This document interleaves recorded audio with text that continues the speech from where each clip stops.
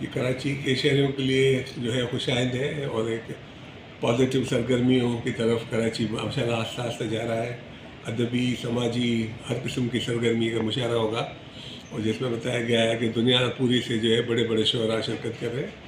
تو تمام نوجوان نسل کو، خاص طور پر طلباء کو جو ہے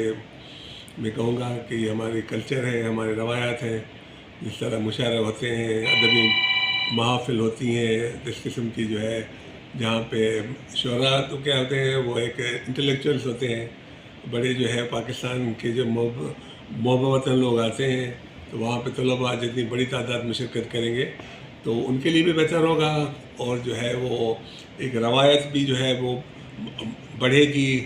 اور جو ہے باقی آئندہ دوسری نسل کو، دوسرے بچوں میں بھی ایک شوق بڑھے گا، تاکہ جو ہے وہ بھی پاکستان کی یہ روایات ادبی، ثقافتی سرگرمیوں میں بڑھ کر حصہ لیں گے۔ تو